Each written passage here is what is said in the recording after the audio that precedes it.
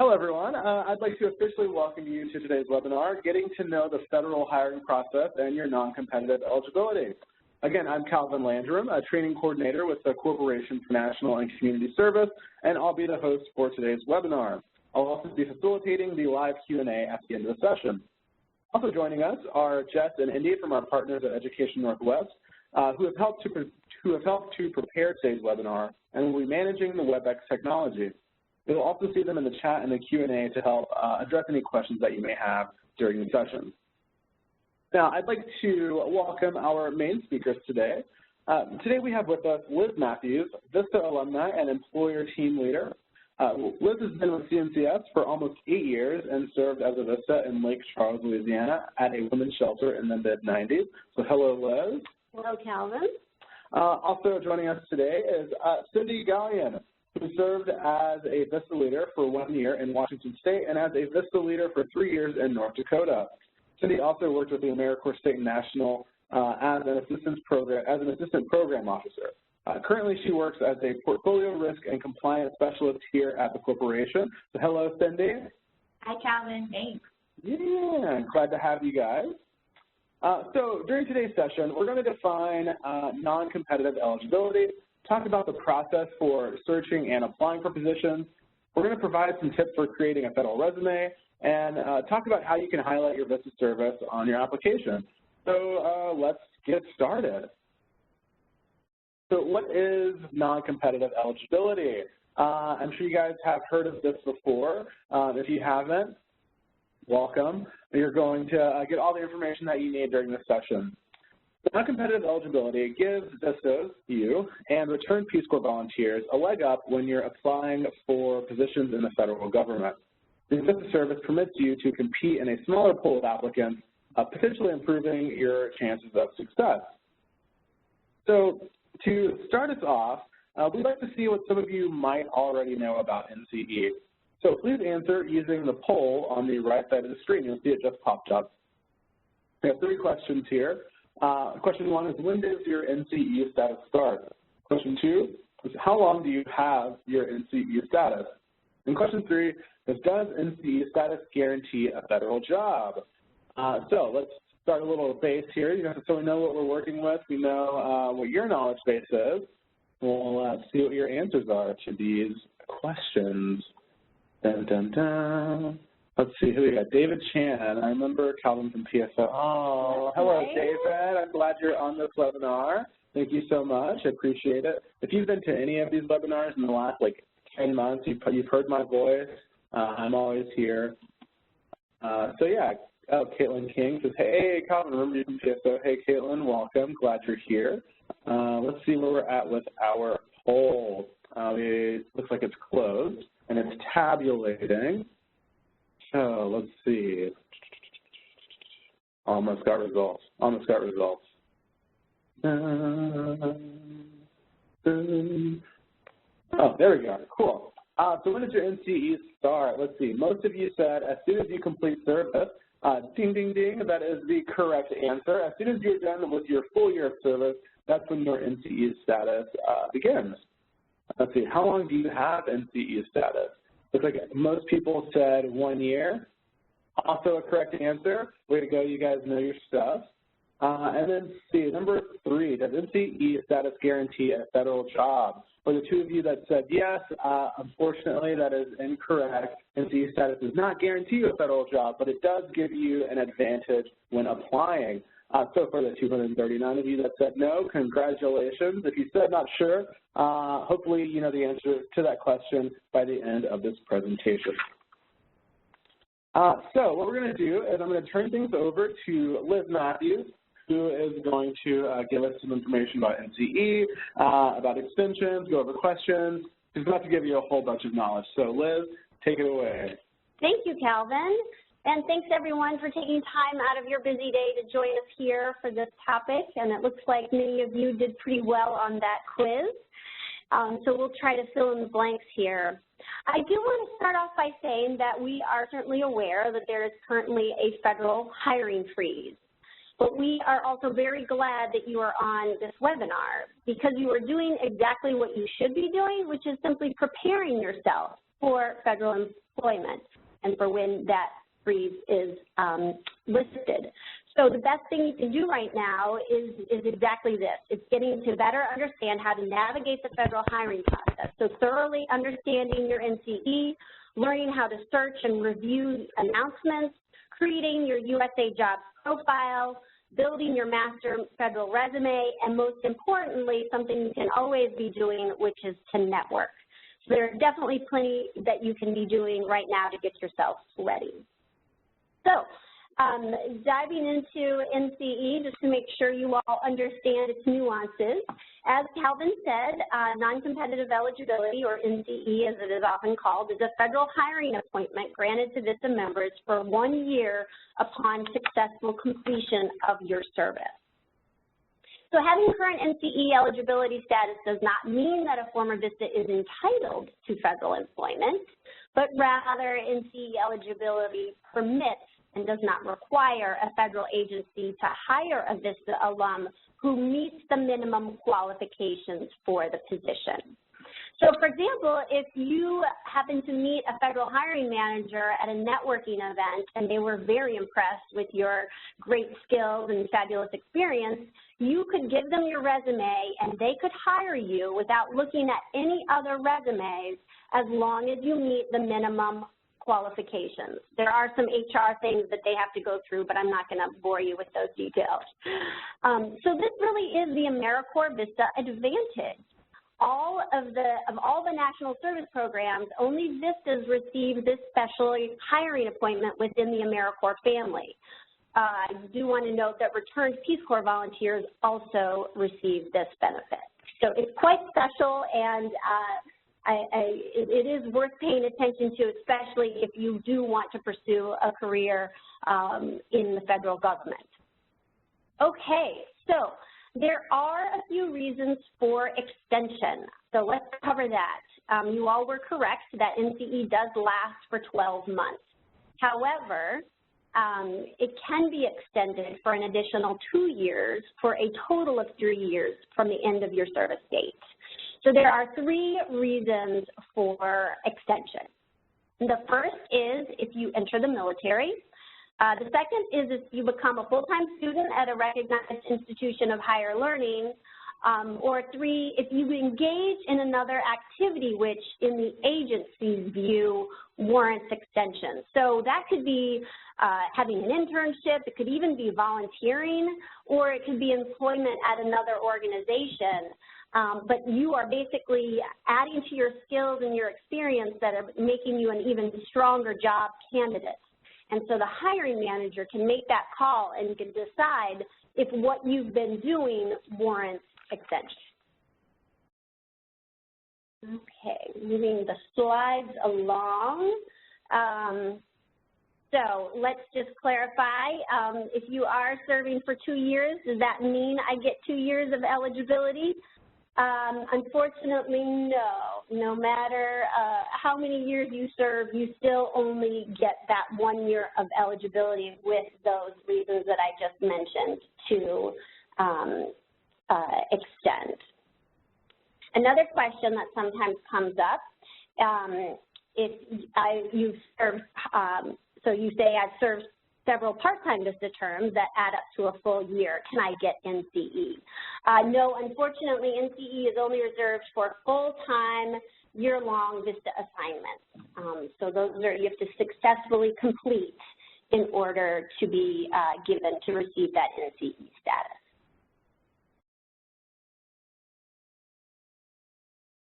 Okay, so really it is a significant advantage. It really allows VISTA members to compete for positions that are not always available to the general public, because even though there will be many positions posted on USA Jobs, there are occasions when positions are not even posted, and so that's why it's important to pay attention to our VISTA Campus Job Board, which we'll look at a little bit later on, and you can also access the job board that Peace Corps has for their volunteers. So it is a faster hiring process. So once clearing this federal hiring requirement that HR folks have to do, managers can make an offer to a candidate, as I said, that meets the minimum qualifications. Some people think it's too good to be true, but it is actually true. And this is desired by hiring managers. I mean, this is such a simple process that many federal hiring managers don't believe it or realize it, that they can bring new employees on this way. So we are doing what we can on our end to educate hiring managers that AmeriCorps Vista members make great job candidates and have NCE. And you all may need to help educate as well. Obviously, in an ideal world, all HR folks and people in the federal government would know this thoroughly, but you may need to help us educate as well. Yeah. On that note, we did have a question about that. Sure. So it said, if a federal agency is interested in hiring with NCE but unfamiliar with the NCE process, who would be a good point of contact for them, especially when it comes, to hiring? If the agency just doesn't know about NCE, who do they go to? Sure. Well, they can. You can help to educate them, and there's actual language in the policy and so forth that we can make that is available on the Vista campus. So you can point them to the Vista campus, and it has the HR language, if you will, that they will understand to fully know that this is legit and it's real, and they will understand it when it's put in those terms. So I would direct them to the Vista campus. All right. So apply using your NCE. So as I said before, network. It's never too early to start. Go to career fairs, look up things on Meetup, make sure you're on LinkedIn and following other federal agencies. We have a LinkedIn page, so hopefully you are following our LinkedIn page. And we post positions often up there. So just let people know what you're looking for. That's really what it's about. And as you may have heard, sometimes it's not your immediate contact, it's not your friend, but it's your friend's friend, or it's your neighbor's brother, or whomever. So don't be bashful in telling people in your universe what it is that you are looking for, because that is the whole point of having friends and family and colleagues and so forth, in terms of helping them helping you network and get the word out there. So you can also, start searching for positions on USA Jobs. Familiarize yourself with what types of jobs are available and narrow down your interests, and we'll get into that more specifically in a minute. And as I stated, don't assume that hiring managers know NCE. You may need to advocate for yourself. So we really encourage you to put your NCE status on your resume. You'll see an example of that in a little bit from Cindy, in your cover letter, in your interview. Don't assume that they know what this is, even though they may. But it doesn't hurt at all for you to put that information out there. And finally, submit an application and include your expected close of service date or Vista verification of service letter. And we will also show you how to do that in a minute as well. All right, so just in case you have not seen it or not familiar, once you complete your service, you will have access through your myamericorps.gov account to this Vista verification of service letter. So this is what it looks like.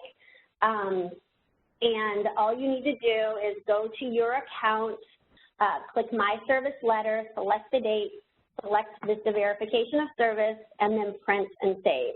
So for those of you who may be on the call that are alums, you can access this letter now. For those of you who are still in service, this letter won't appear yet on your myamericorps.gov account, but hopefully this is making you aware of it, and you'll know where to get it when the time comes. And as always, if you ever need help, the VMSU can indeed assist you for that, with that information. All right, so oftentimes we ask, we hear, when is it a good time to search for jobs? As I stated, it's never too early, it's never too soon to start researching and networking. And the more you know about what agencies and what managers are looking for, the better you can work on gaining that experience. So knowing what people are looking for will allow you to think about and see how your current experience translates and supports what various positions require. So it's good just to familiarize yourself with the language sort of used in these job announcements. So you do want to apply early. We recommend about 8 to 10 months into your service year. It's a fine line. You don't want to apply too early that the people who are hiring really want you to start sooner. Of course, we do not encourage you to early terminate, and you will not get your non-competitive eligibility if you do. So just being upfront with the hiring manager about what date it is that you will have your non-competitive eligibility by. So sometimes these things do take a little while, so that's why we recommend the 8 to 10 month time frame. So you just want to be mindful of that. And then, as we keep saying, inform your potential employers of the date your NCE will start. So it's really important to do all this work now because, in theory, when the freeze does lift, there will probably be a mad scramble to bring folks on board. I know we'll have a few jobs that will open up, so that is something to keep in mind as well. Okay, now we're going to take a look at some of the different types of federal jobs and sample job categories and positions. So as you can see up there, I've included some departments and agencies that you've heard of. I also want to just point out that the federal government is, there's a myth that most of the jobs are in D.C., and that is not the case at all. There are 15 cabinet departments and 100 independent agencies. There are about 90,000 government employees that work overseas. And California is the one actually with the largest number of federal workers. It's about 150,000, and Vermont the least with about 3,800. But all of the 339 major metropolitan areas in the U.S. and Puerto Rico have federal civilian employees. So I just wanted to put that out there. I also had this list here so that you are thinking not just of the agencies that you might have heard of, but rather to explore a little bit deeper. So, for example, within the Department of the Interior, there are actually 9 bureaus within the Department of the Interior, 3 of which I've listed right there. Some of you may have heard of these, the Bureau of Land Management. Of course, you've heard of the National Park Service. And my guess is many of you have not heard of the Office of Surface Mining, Reclamation, and Enforcement. But I bring it up because we actually have a partnership with them, and they are a VISTA sponsor, and there are almost 100 VISTAs that serve within this agency. So as a result, they often bring on their VISTAs to full-time employment, both at that bureau as well as throughout the Department of the Interior. So these folks are actually familiar with VISTA, and it's a really great place to look. So I encourage you to dig a little deeper. The Consumer Financial Protection Bureau, you may never have heard of that, but it's a small but mighty and important agency, and it's quite hip apparently. So I encourage you to look into that. That's what I hear. Yeah. NASA, you know, maybe you went to space camp. Maybe it's your dream to work at NASA, but you think it's not possible because you didn't study science and you're not a rocket scientist. Well, guess what? They have positions in communications and marketing and HR, so there very well could be a possibility for you there. Make that dream come true. And then, of course, I had to put CNCS up there because we do often hire our former VISTAs, and there's also something called an Eli Segal Fellowship, which is available every August to apply to. So I just wanted to bring your attention to that. Over on the right, we have sample job categories and positions. So perhaps your VISTA service has you focused in one of these areas. like that are listed here. And so if you've been focused on helping your sponsor, for example, use social media to further its mission, you could springboard into a communications or marketing position within a federal agency. I've also included some specific positions that might be appropriate for you: data analyst, outreach specialist. There's also something called a training coordinator like Calvin. Hey, that's me. That's what I do. That's what I do. Yeah, so there are lots of opportunities. All right, so now we're going to actually transition, and I'm going to go to USA Jobs, and we're going to dig a little bit deeper in there, and you're going to see, yes, go ahead. Okay, cool. So while we're getting that up, I do want to address that we have a lot of questions in the Q&A, and I would say, honestly, half of them are the exact same. Does our NCE get extended because of the hiring freeze, or what happens to our NCE because of a hiring freeze? And I want to let you guys in on something that really helps me understand NCE, and that really changed the way that I look at it. So first off, NCE is not a VISTA-specific benefit. Other people have NCEs, such as Peace Corps volunteers. So if someone said, what if AmeriCorps gets terminated? Do we still have NCE? NCE will still exist, just not for AmeriCorps, but because it's not a VISTA-specific benefit. We just have it. Also, something else that helped me really understand NCE is the fact that NCE is not controlled by one entity. There's not an NCE office that's keeping track of everyone that has NCE. There's no one person that you go to say, hey, check with this person to make sure that I still have NCE. It's really on yourself to advocate and to have that proof that says, hey, I did a year of service. Here's my letter that says I did that, and here's my letter that says I have NCE status with all of the applicable laws and regulations that say that. So it's really on you to advocate for yourself on that one.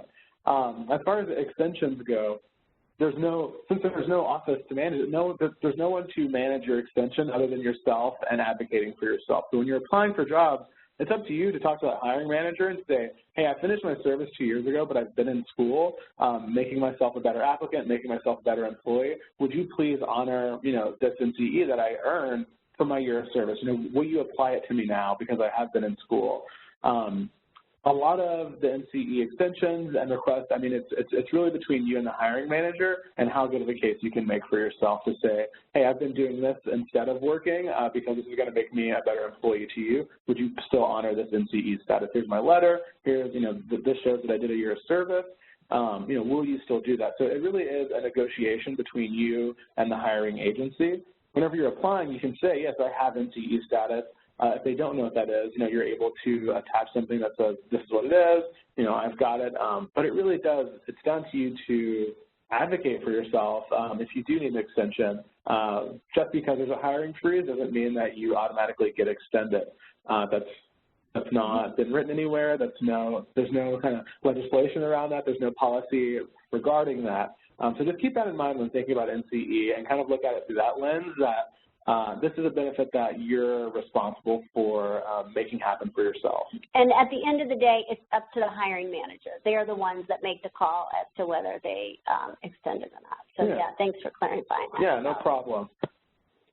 So let's start by taking a look at the USA Jobs homepage and just looking through the different tabs that you see in front of you. Obviously, you've got a keywords and location search, but we will get to that in a minute. I wanted to first point out that there are 3 tabs here. Start using USA Jobs. So the reason why you really want to fully use all of the tools within this website is for many reasons, and some of them are listed here. So you can search for jobs and then save your favorite job announcements and your searches. So depending on what you're looking for, you can actually just save that search and not have to redo it every time. You can upload your resumes and your documents, so you have the opportunity to build a master resume and then tailor it for each job announcement that you're applying to. You can also check a box to make your resume searchable so that recruiters can come find you. And then finally, this really is how you apply for all jobs in the federal government. And then in the middle tab there, under Federal Application Process, let's just take a quick look at that. You can see there are 5 steps listed there. So you start by creating your profile, and we're going to dive into that in a minute. You can search for jobs, review the job announcements, prepare your application, and then finally submit your application to the specific agency. It then goes to the agency, and they review all the applications, and then if you meet the criteria, the top criteria, and are selected for an interview, you would go through the interviewing process, and then the agency selects their candidates, and then the job offer would occur. So that's a very basic overview of how the federal application process works. And then the final tab is just explore opportunities. So these are positions that are in high demand right now, and they just wanted to select a few of those to help you out. Okay, so let's go ahead and dive into the profile. So I've already set that up, so I'm going to go to my profile here. And you can see that I have saved a specific job, as well as saved 2 searches. And I also want to point out over here, this is where you get into all of the details of your actual profile. So put all of your contact, eligibility, and demographic information here and your preferences. And then as you're following over here on the left nav bar, you can click Documents. And I just want to point out that this is where you upload and create your resumes. So you can put up to 5 resumes in, and you can also build your resume here. As you see, it says upload or build resume. So that is where the resume action takes place. But let's go back to the search. So I have saved a couple of searches. I've searched for non-competitive eligibility positions, and I've searched for AmeriCorps Vista, because sometimes things do come up, and it usually means that the agency is familiar with AmeriCorps Vista and might be more likely to look at your application. But what I'd really like to do here is dive deeper into a job announcement. So this is a job announcement that I have saved. And we can go ahead and view the full announcement, and I'm going to walk you through the information here so you can dissect it and know what to pay attention to and what you can really disregard. So let's take a look at this. At the top, you see Program Support Specialist, and underneath that, you can see where the location is going to be. It's Fort Meade, Maryland. This is a full-time position, and it looks like it actually may be a term position, even though it's full-time for 3 years.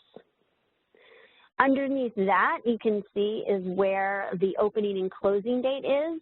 You really want to pay attention to that, because it would be terrible to go through the process and then realize that the position is closing at midnight that night and you really don't have time to fill out the application.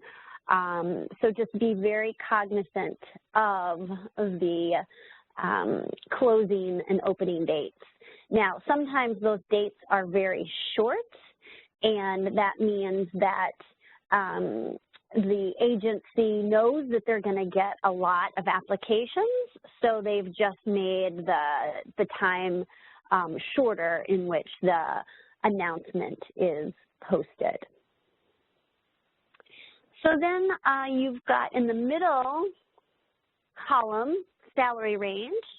This looks pretty good, especially after living on a AmeriCorps Vista living allowance. Series and grade. I'm not going to get into the weeds here in terms of defining what all of these numbers mean. The part of this that you want to pay the most attention to is the grade. So in this case, it's 9-9. If you are a Vista who served perhaps right after going to college, you're going to be more entry level, and you're going to want to look for series grades 7 and 9. if you served as a VISTA perhaps as a career pivot and trying to get into a new field, that could go on up as far as 15 is the highest. So just pay attention to this to know whether you're in the right, whether this is a realistic job for you. Obviously, salary range is also a hint as to whether something is appropriate. I'm going to skip those two. And then in the third column, who may apply? This is also very important to pay attention to. In this case, all U.S. citizens may apply to this job. So this is a very open job announcement. Sometimes it might say those with special hiring authorities. That's you. If you have active non-competitive eligibility, a special hiring authority applies to you because of your NCE status. Control number you can ignore. Job announcement number, you do want to keep a copy of what that number is in case later on you need to reference it. Okay, so let's scroll down to the job overview. So here you see a summary. This is really just more about the agency. This particular position is with the Department of Defense. And then it lists the duties. So keep in mind, this is the section that lists what you will do. These are not things that you have to have already done, but rather this is what you'll do once you get into the position. So these are necessities. If you are, it's nice if you've done some of these things, but it's not necessary. So you really should let it come across in your resume and cover letter if you've done some of these things, but it's not necessary to have done all of these things in order to be qualified for the position. Then as you scroll down, you can see travel, occasional travel. That's always kind of nice, but be cognizant of that. Not everybody is in a position to travel for a job. Relocation authorized, no. Then let's take a look at the job requirements. So under job requirements, you have key requirements and qualifications. You really do need to pay attention to these sections. So under key requirements, you can see there, you must be a U.S. citizen and all the other things. So you have to meet those requirements. If you don't meet these requirements, then you're not eligible to apply to this position. Likewise, under qualifications, this really is the most important section, because if you don't have these minimum qualifications, then you are not qualified to apply to this position. You either have all of these or you don't. So this is very important to very carefully read through. So it lists the education that's required and then experience. So just make sure that you read that section thoroughly. And it's really through your resume that you'll show how your skills and experiences meet the qualifications and requirements that are listed in the job announcement to be considered for the job. So the hiring agency uses the information in your resume to verify that you have the required qualifications stated in the job announcement. Okay, so we're going to continue to look through what is a part of these job announcements. So this section over here is also very important. So you're going to want to look through how to apply. This gives you actual instructions on what you have to do to apply. And every position has a questionnaire. So you really want to take a look at what this questionnaire is before you start putting together your resume that has been specifically tailored for this job. So take a look at what they're asking for, and then you build that with keywords into your experience. And this is how you will be evaluated. So this section is also extremely important to look through. Look at there, lo and behold, volunteer experience. See, they even list your experience refers to paid and unpaid experience, including volunteer work done through national service programs such as AmeriCorps. So these folks recognize the value of national service, and your VISTA experience is really going to be important and highlight you as a candidate for this particular position. Okay, so these are really important sections, and then required documents. Again, they do want, it says cover letter is optional here. I highly recommend always including a cover letter. This does a couple of things. One, it actually provides your potential employer with a writing sample. It gives you another opportunity to promote yourself and explain why you're a great fit for the position. And it's also another area where you can emphasize your non-competitive eligibility status. So just look through all of these, and here, right there, non-competitive appointment authority documentation. So that's your VISTA verification of service letter. Okay, so those are really the different sections that you want to pay attention to. And again, I want to reiterate that you take the qualifications section and the questionnaire and look through those, take a highlighter and print them out and really look for the keywords, the questions that they're asking you, and rework those into your resume, showing that, demonstrating that you've done what it is that they are asking for someone who's applying for this position to have done in their experience.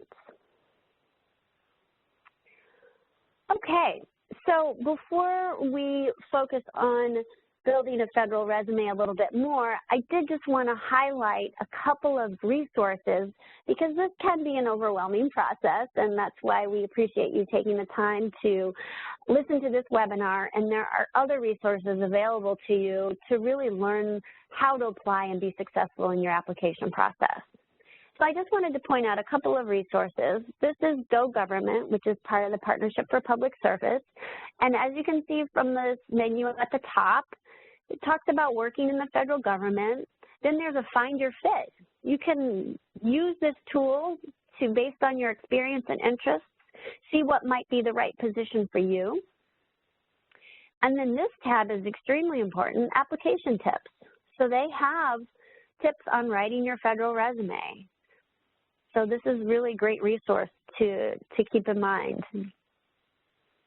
Another great resource, and I highly recommend going through these webinars, this is what's called HR University. So this is a website that is managed by the same organization, the same federal agency that runs USA Jobs.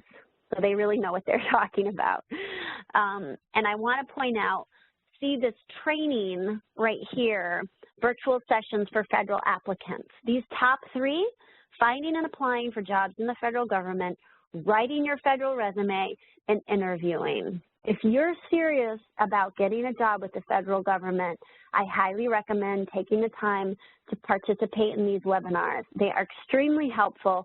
I did the Writing Your Federal Resume not too long ago, and they literally give you a process that involves cutting and pasting the qualifications and the questionnaire and working those into bullets on your resume that you've tailored specifically to the job that you're applying for. So you can see that there are some upcoming opportunities in April and May to participate in those webinars specifically. Okay, now I'm just going to go back to USA Jobs. I just want to emphasize again profile and where you find things.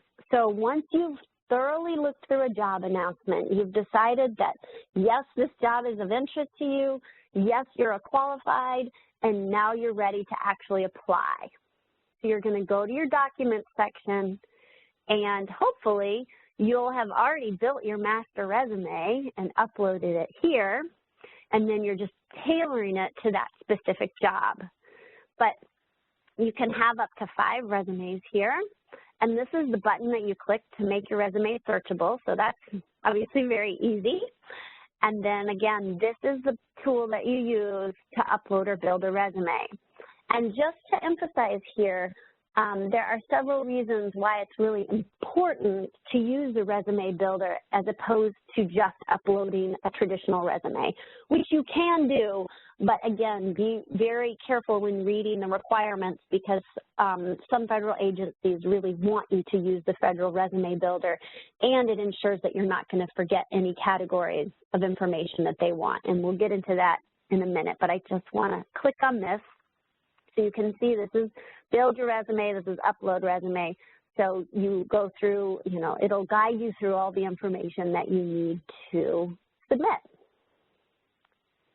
Okay, so now let's toggle back to the presentation. Okay, so now we're gonna go into a little bit more detail about building a federal resume and why this is important to use the resume builder within USA Jobs. As I mentioned, yes, you can just upload your traditional resume. However, it is strongly recommended that you use the resume building feature in USA Jobs, and that way you'll be sure to include all of the required information for a federal resume and application. So for example, you don't want to leave out details such as completion dates and numbers of hours worked. This information is less important, if not irrelevant, in a traditional resume. But if you don't include this information in a federal resume, your application can actually immediately go into the no pile. So let's break down that a little bit more. In terms of completion dates, so by that, in a federal resume, you have to include both the month and the year. So if you had an internship or something, or even your VISTA service, and it's 1 year, you can't put January, or you can't just put 2015 to 2016. You have to actually put January 2015 to January 2016. Otherwise, reviewers can only give credit for times that can be clearly seen. And if you only put the year, sometimes they'll only give you credit for a single month, and some agencies won't give credit at all. So this is a very common mistake and one that I just wanted to be sure to point out so that you don't make it. Another thing that is important to include is the number of hours worked.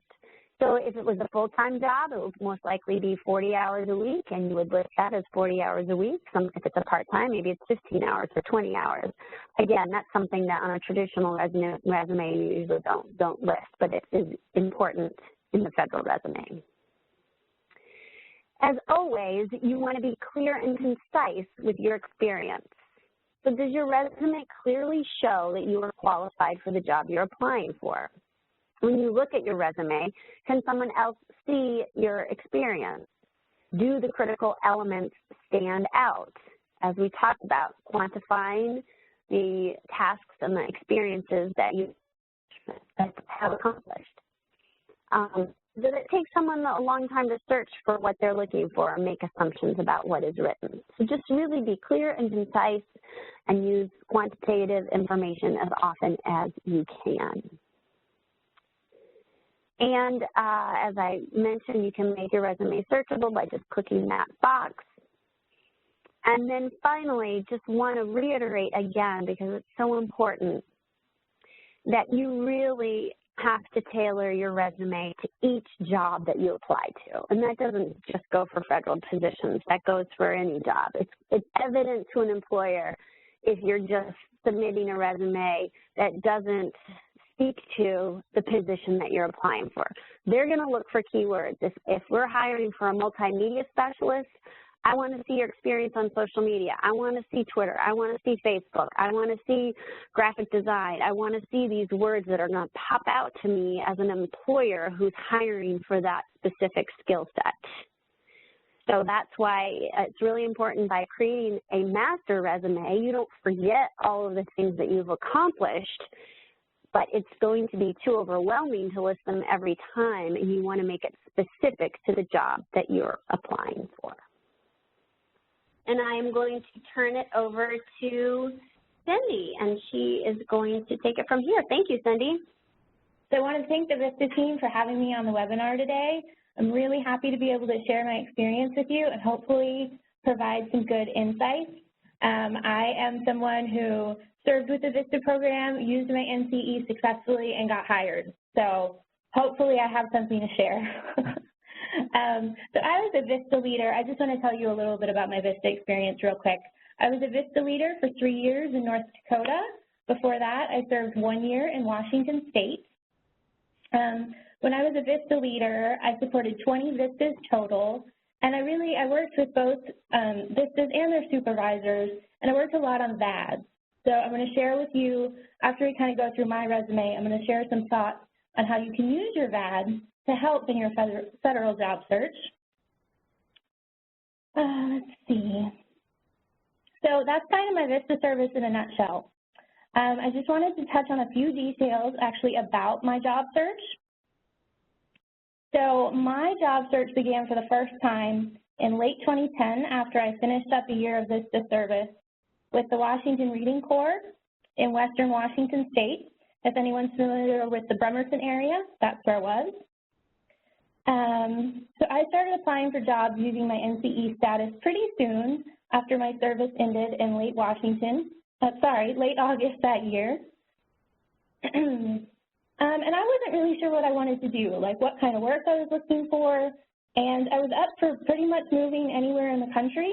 Well, there were some notable exceptions, but so at that time I chose to focus my job search based on location rather than agency, since I didn't know what agency I wanted to focus on or what kind of work I was interested in. So then I ended up narrowing those results by what I was qualified for, obviously, and what I was interested in. And every time I applied for a position, I would include that NCE verification letter that Liz talked about. I would go into my AmeriCorps portal, make modifications to it, and attach it right to the application. So for that first time around, I want to say like 5 or 6 interviews. They all seemed to go pretty well, but unfortunately, nothing came of them. I wasn't offered a position with any agency. That's when I accepted a VISTA leader position in North Dakota, stayed there for 3 years, and after my VISTA leader service was done, that's when I really feel like my federal job search began in earnest. So it was a lot narrower, I focused it a lot more, and I actually mostly concentrated on positions at CNCF. And it wasn't until the second time around that I decided to highlight my NCE status directly on my resume, and you can see that in the slide. And I definitely recommend doing this just as an added layer of information. It's an extra bit of like, hey, look at me for the folks reviewing resumes, and it really showcases your NCE benefit right up front. So I also, in my resume that you can see, reference the dates of my VISTA service and the corresponding expiration date for the NCE. And then I was successful. So in August of 2015, I was hired by CNCF as an assistant program officer, excuse me, in the AmeriCorps department. And I know definitely that the NCE status was a factor in me getting that job. It definitely helped. So I work in a different unit now on compliance issues, which sounds pretty fun, I know. But I'm still here at CNCF. And in general, with crafting federal resumes, I think my most distinct piece of advice is just being explicit as you can when it comes to highlighting your NCE status. And I think that'll serve you well. So if we could go to the next slide, please.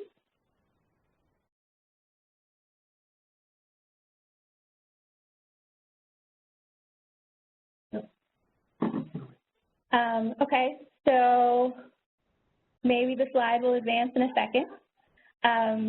So I wanted to talk a bit about the strategies I used, sort of to translate pieces of my VAD, thank you, sort of to translate pieces of my VAD into resume language.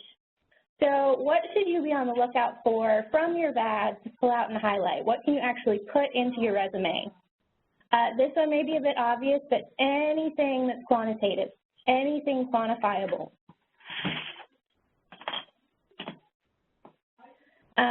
So look for those activities like dollars raised, number of volunteers recruited, did you generate new partnerships, and then think about things that you created. So did you identify a need and create a new system, a new tracking spreadsheet, a new database? We all have those capacity building skills, so show them off. I know you all have them, they're great. And then think about, is your VAD organized by like categories or broken down into tasks and projects that might help present a logical flow to the accomplishments that you put in your resume? So if you have a volunteer management section, can you kind of organize your resume to follow that flow? And think about all the skills you developed. So not so much my first year as a VISTA, but my VISTA leader year, I didn't know what grant writing was about. I couldn't write a grant. And by probably about the end of my first year as a VISTA leader, I could. So think about those things: leadership, management, critical thinking, fundraising, grant writing, whatever it is, whatever you've learned that's new. And I also tried to think about what was missing in my VAD. So as a 3-year VISTA leader, it didn't always get updated, probably as it should. So that means there were things that were left out. So I just made sure to consider those and add them in my resume where I could. I just have a few other pieces of advice around putting your VAD to work for your resume. You might think about asking someone in your organization, whether it's your supervisor, an employee, a board member, what would the qualifications and technical competencies be if this VISTA position were a staff role? Can you use that information in your resume? And then I didn't do this as much as I should. I vowed to myself that I would, but you might consider making a habit of adding notes to a copy of your VAD once you've completed projects or as things are in progress to track measurable outcomes, goals you met, and accomplishments in that way. All righty. So then, I think we have a chat question. We do. Well, yeah, we have our question is, what types of skills do you think alums bring to employers?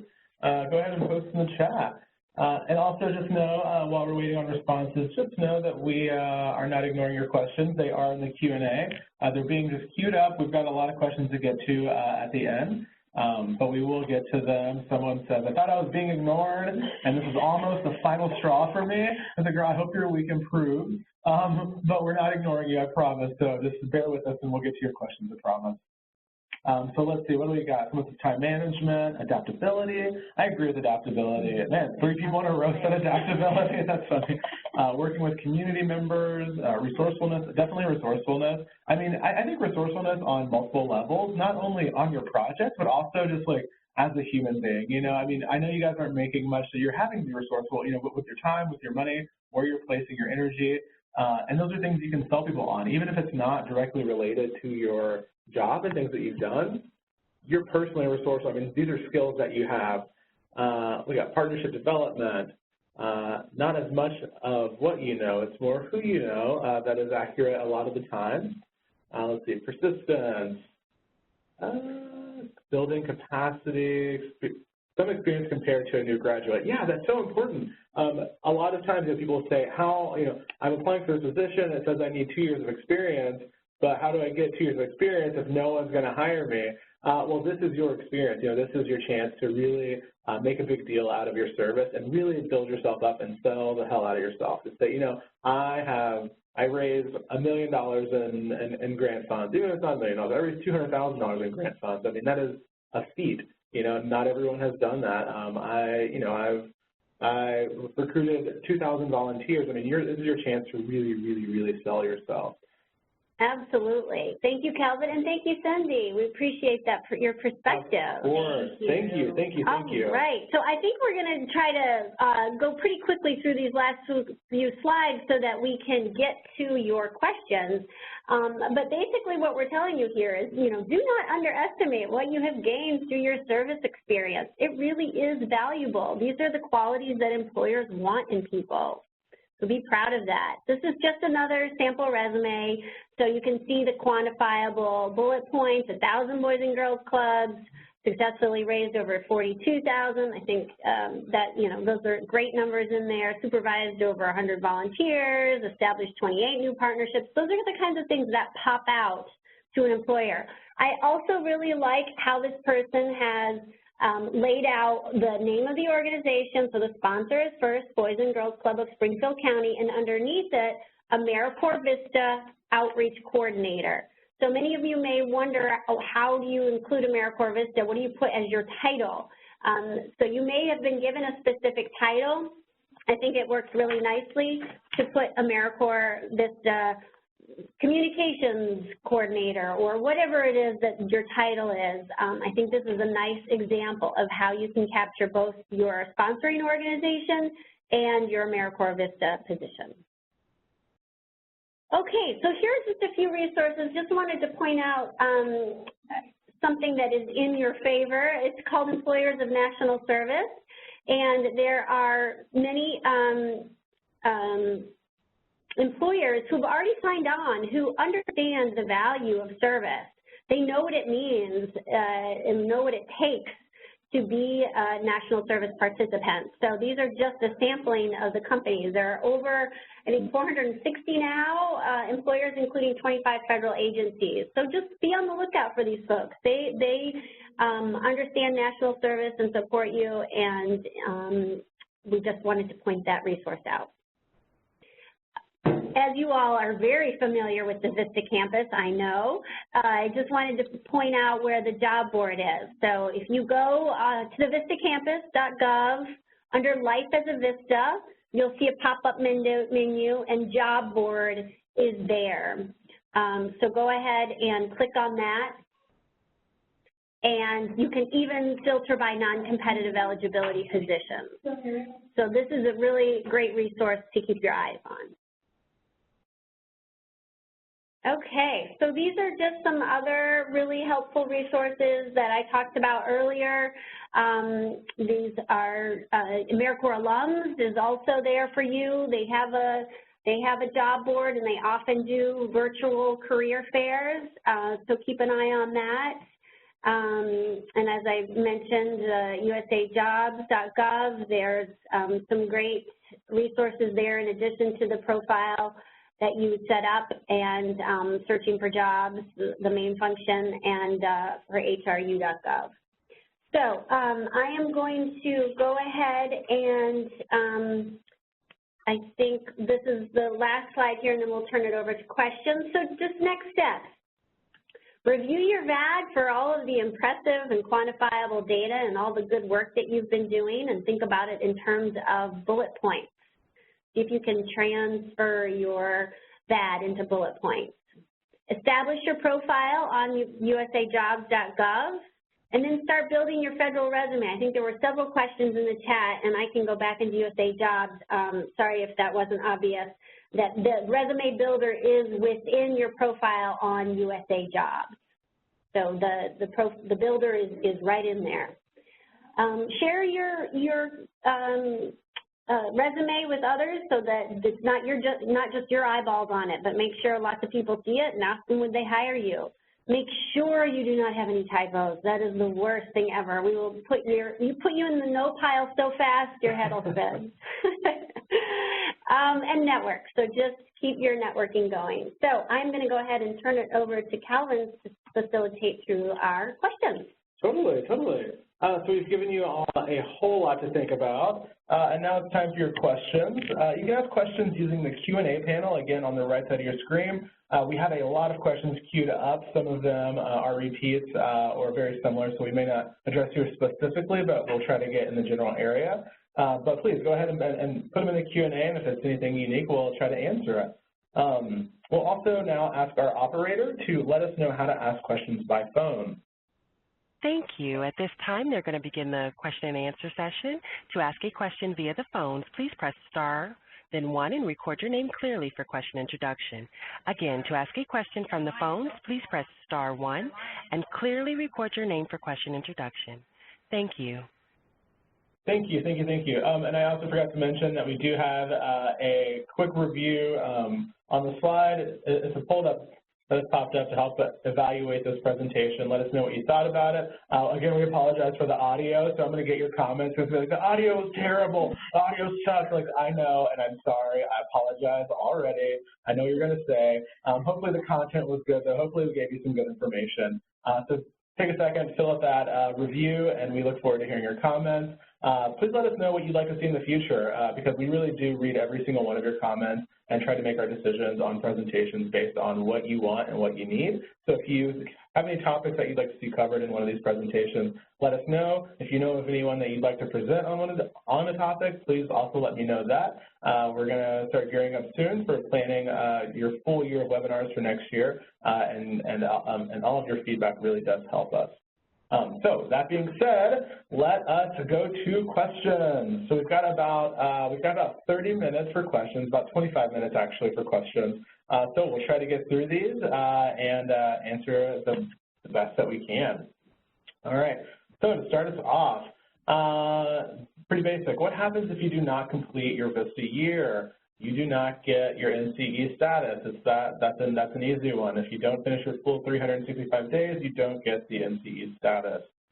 Someone says, could you, so we've kind of answered this, but we had some people that came in a little late, so we'll kind of cover this again. Could you also cover what happens to NCE if you go back to school after your VISTA term is over? Is there anything we need to do to extend the NCE term? Again, NCE is not governed by any one body, and it's a negotiation between you and the employer. So if you finish your service and go back to school, that's generally and typically a case for an NCE extension, but you have to make sure that you make your case with the hiring manager or the person that's going to be hiring you. You'd say, hey, I went to school for a year to get a degree, to get a certificate, to do this thing that's going to make me a better employee for you. Would you extend my NCE? It's going to be up to the hiring agent whether they recognize that or not. So you have to make that case for yourself. Let's see.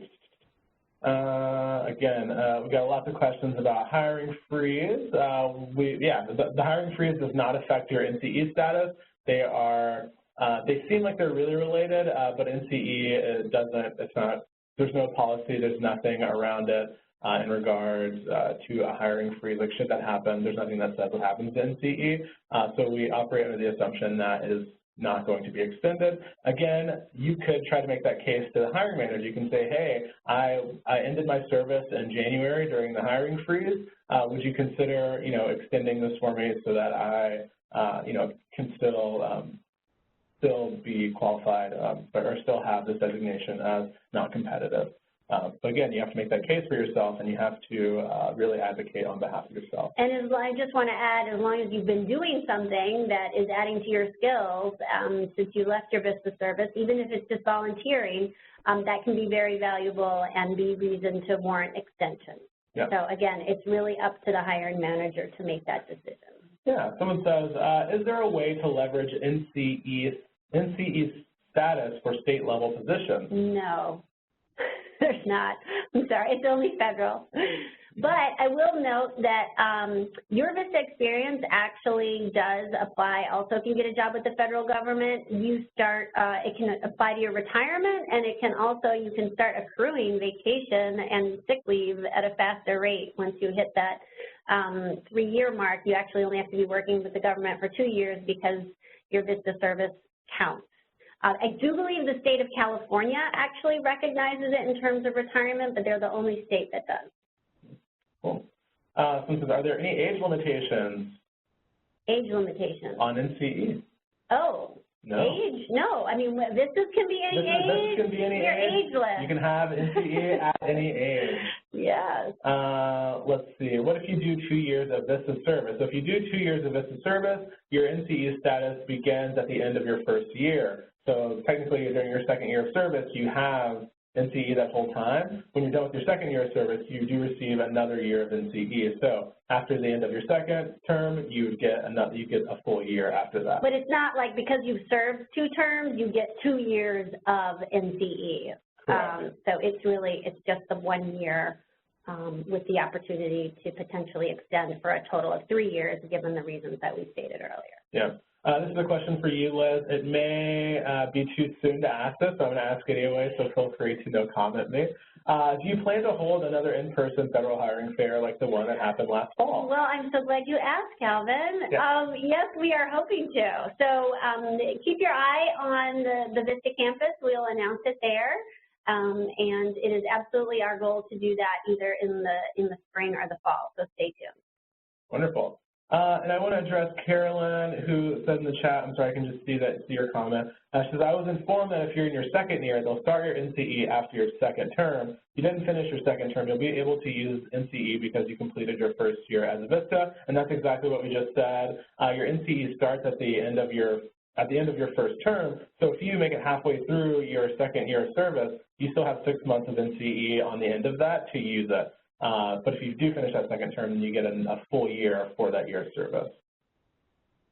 Do we know the answer to this one? Let's see. Does NCE help with getting into the Foreign Service too? Their hiring process is kind of crazy. Someone asked me this the other day. I think the Foreign Service is so competitive that your NCE is probably not going to be super helpful there. It obviously won't hurt. If anything, it may help, but that's sort of its own entity and is a very competitive process. Mm-hmm. Someone says, is a federal resume different from a regular resume? Yes, so I went through that a little bit, and that's why I really encourage you to use the Federal Resume Builder on your USA Jobs profile. That is where you want to build it out, and it is different. It includes certain information that's not included in a traditional resume, like how many hours a week you worked at a specific job, and it's also usually longer. Oh. Let's see, Liz, maybe you have the answer to this one. Is the Eli Siegel Fellowship held back by the hiring freeze, or will it open in August? I don't see any reason why it wouldn't open again. Yeah, and and a note on the hiring freeze, we're still getting a lot of questions about it. It's only 120 days, and it's not an abnormal thing to happen at the beginning of an administration. Typically at the beginning, like when any new administration comes on, they will put in a hiring freeze just to get their ducks in a row, to make sure that they know what's going on, and then start hiring back up. So we're not living in abnormal times. This is not a thing that has never happened before. So don't freak out too much. I know, like, hiring freeze is like a scary term, but it will be lifted because literally people have to run the government, and we have to have employees. It will be lifted, and it's 420 days over in April. So, I mean, just be on the lookout for that. Someone was like, oh, it's the government. It won't be lifted in April because it takes so long to do anything. It's kind of like a thing where they say, okay, you can start hiring again, and then it starts happening again. Know that, like, HR departments for all these agencies, I mean, everyone's ready to do this. Places are taking applications. They are queuing people up. They're getting ready for just that official word that says, okay, you can start hiring again. Once that starts happening, you're able, they're able to hire people. It's not a thing that has to, be like this long, drawn-out thing unless it gets extended. But once it's over, they're ready to hire. They're ready to go. And there's plenty of positions that are still being hired for within USA Jobs. You just have to look under as we walk through it, who may apply and see if you meet that criteria. Mm-hmm.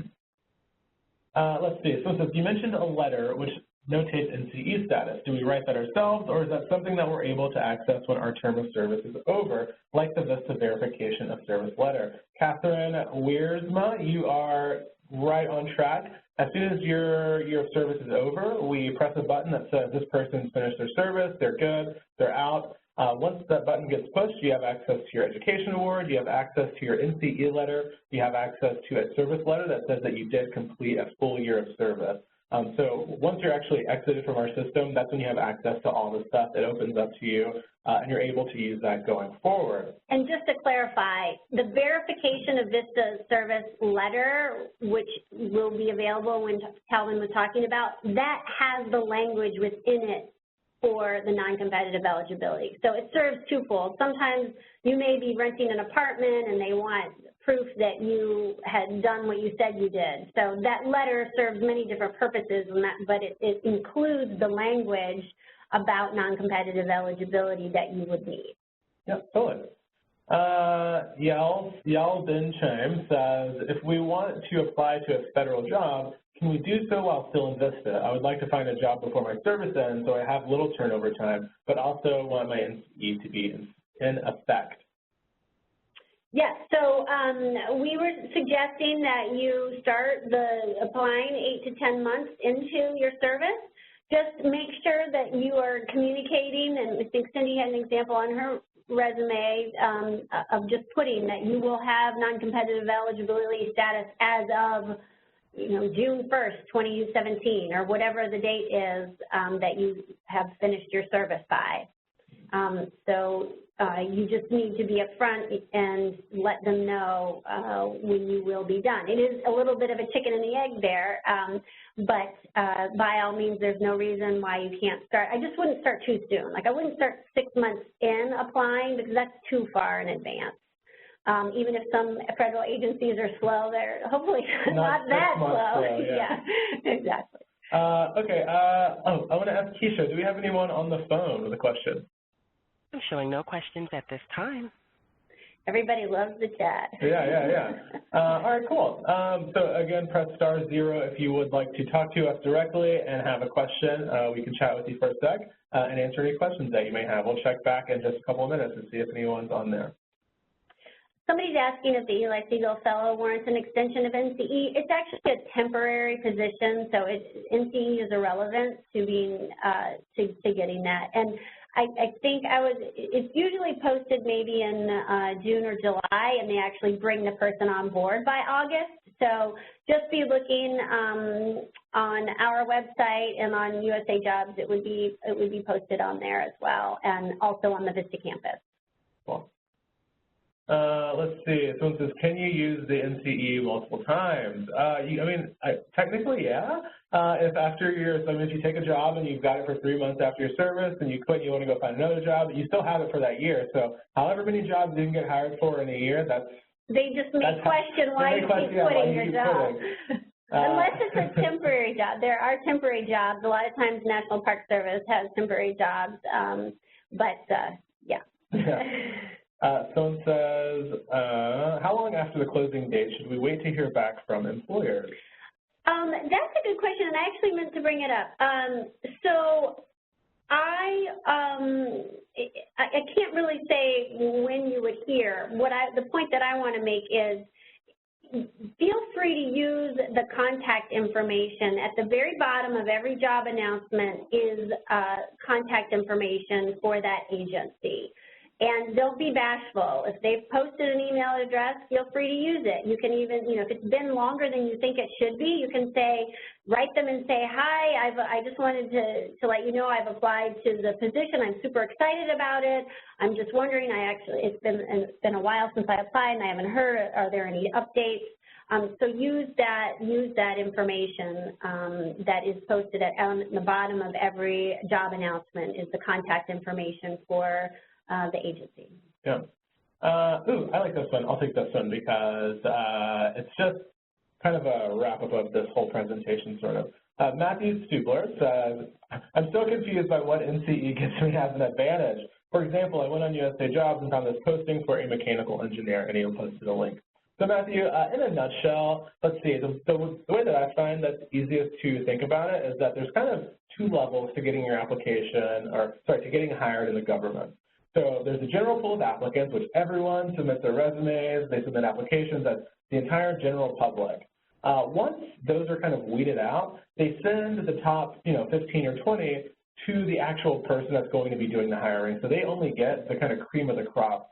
What NCE does is it lets you skip that first portion of the general population and go straight to the hiring person. So while it doesn't guarantee you a job, it really gives you a leg up by being able to, kind of get past, the hundreds of people who may be applying for a really popular position, and it gets you to the top of that, to the top of the pile. To be included with those who are actually going to be considered for the position by the person who knows what the position is, knows what you're going to be doing.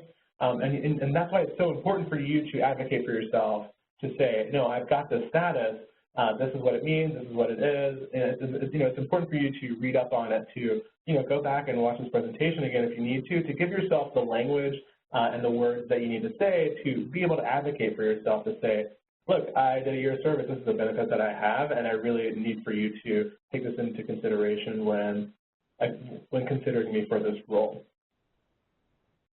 Let's see, Brittany Nelson says, what if you didn't do much that was listed on your VAT? Brittany, that happens, it happens. Then my advice is to treat it like any other job. What I do is I have got a big sheet, a big document on my desktop that's titled Stuff I Do. Every single time I do something, I write it on that list. I say, oh, I presented this webinar. I'm going to go back to my desk. I'm going to type, did a webinar on this date about this thing. And that's all I need to know because I can go back, I have all the reference. But it's just for my mind so that I know everything that I'm doing. So start taking stock, of the things that you're doing daily, of the small projects that you work on, the big projects that you work on, because you never know when one day, maybe you're applying to a job that's like, oh, can you create an Excel sheet that, that with 15 people and make it sortable with all this information? Say, oh yeah, I did do that one time when I had to recruit volunteers and keep track of their information. You can draw back on that list. I use it, to populate my resume. Whenever Liz is talking about, creating a resume that's specific for each job, I can go back to that master list and say, oh, I've done that here, I've done that here, I've done that here, and kind of tailor my resume based on the things that I've done. And these are concrete things that I've done. No matter how small or insignificant, it all adds up to a complete package and like a really big presentation for yourself. Mm-hmm. Now's not the time to be bashful. You want to brag. I mean, you may call it bragging. It's not really bragging. It's just like talking about what you've done. So it may not have been officially in your VAD, but that's okay. Think about have you created partnerships? How many partnerships have you created? Have you created systems? I mean, people are very impressed when you've taken something and restructured it and made it more efficient. So just think about the tasks that you have accomplishment. And I highly recommend what Calvin's done. I'm afraid I'm too far into my career to start my list. No, you can start your list. Start your list now. Start it now. And just take stock of every single thing that you do. I've got random little tidbits of stuff on there. It's like, oh, I presented to this group of people on this one topic, and I can say I did it. Like, even if I've only done it once for 30 minutes, I'm like, oh, I did that. So I can do that again because I've already done it.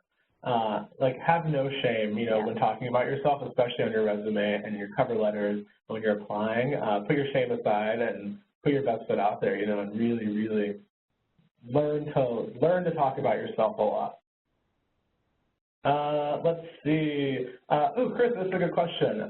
Well, actually, sorry, before I get to that, I'm going to go back to the phone and see if we have anyone there. Operator Keisha? Yes, I'm currently with you. There are no questions in queue at this time. All right, cool.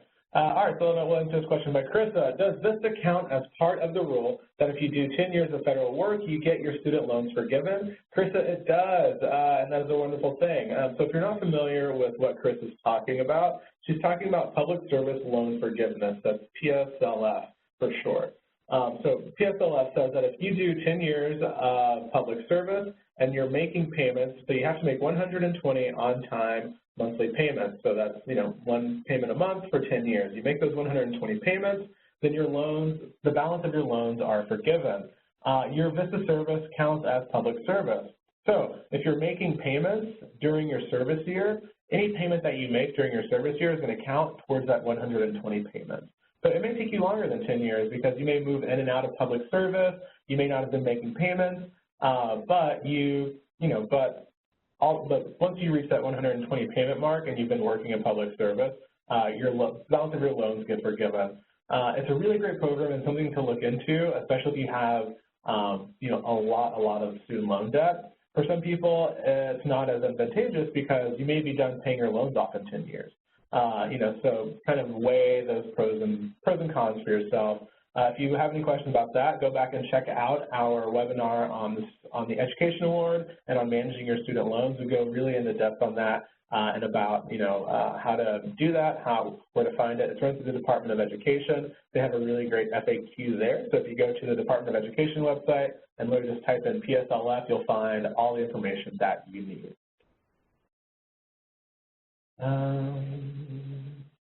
Krista, this is a good question, and I think you addressed this, Liz. Is there anything we can do to set ourselves up for a federal job during the hiring freeze, even if they can't hire us right away? exactly what you're doing. I mean, I encourage you to go ahead and set up your profile on USA Jobs. Familiarize yourselves with different positions that are out there and start building your resume, and you'll be in great shape. Your master resume, that's what you want to build on USA Jobs. Yeah. So I have a question from Ismail. This is a good question, and I don't really know the answer, Ismail. I'm sorry, I'm going to see if it's in the room. Are there restrictions for permanent residents like me in the U.S. to apply for a federal job if you have a green card? Do you know of any restrictions? Any restrictions would be listed in the job announcement under who may apply and eligibility. So those are within the job announcement, those are the sections that you would pay attention to, and it'll tell you there. Yep. So we've got questions about, let's see, someone says, please repeat comments regarding grade series on job postings. Yeah, there's a lot of chatter in there and maybe a little confusion when you mentioned like the GS scale. Yeah, I don't want to get into all that. I mean, basically GS stands for General Schedule, and it's how the federal government identifies the different positions and what level they are. I think it goes up to a 15. So you as a VISTA, if you're starting off, maybe you served after college, you probably are a grade 7 to 9.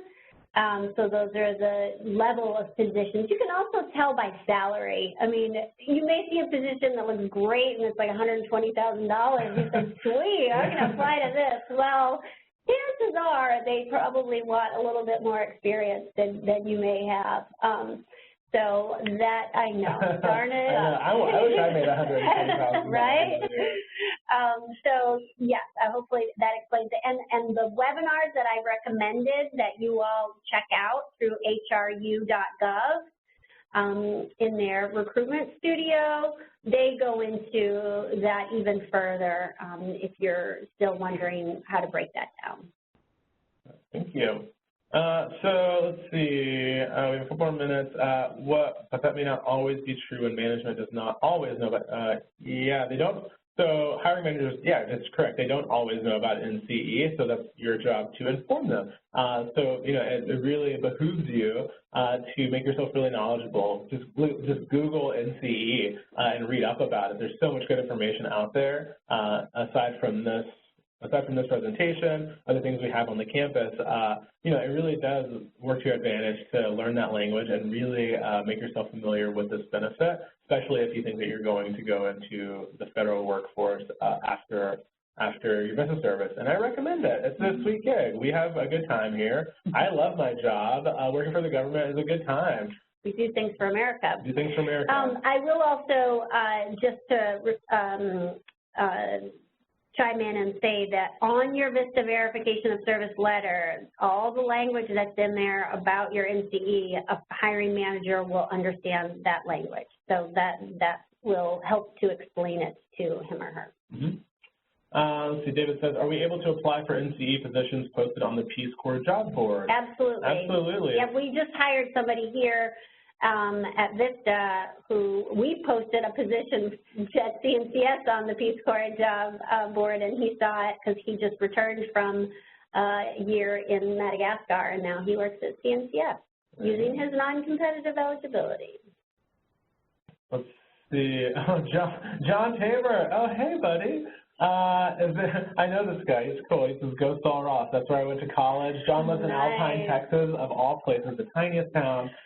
Is there a way to receive notifications from any of the sites when new jobs are posted? There are. So, John, if you go to usajobs.gov, you can set notifications based on a certain criteria. So you can type in keywords, and they'll send you an email each week with the new postings that contain that keyword. You can whittle it down to keywords in your state or area. There's a lot of things you can do and set up those notifications for yourself.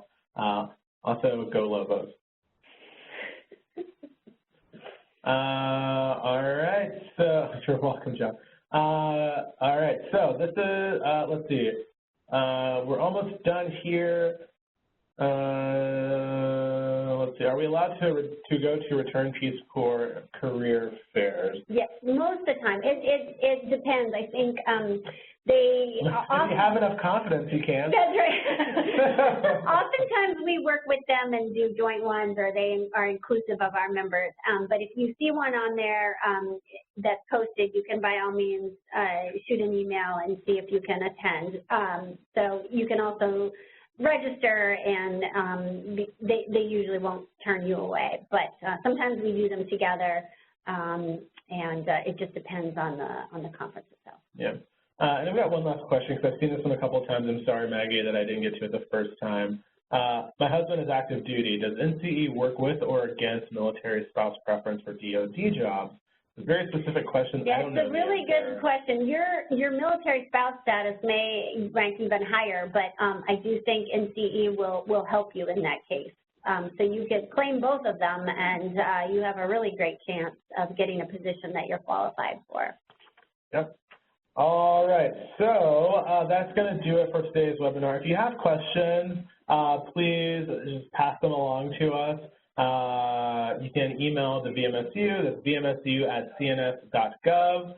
You can, if you have my email address, you can email me, and I'll point you in the right direction. There's also another great webinar coming up on March 23rd, Building Your Professional Network for Service and Career. So if you're really wanting to learn more about how you can get your next job, then I would strongly encourage attending this webinar as well. Yeah, and you can also reach out to vistaoutreach@cns.gov, and they'll also be able to answer questions on this topic. Thank you guys for bearing with us through our audio difficulties. We know that can be a little frustrating. Trust us, it is on our side also. We want to make sure that you have the best experience possible. But thanks so much for attending.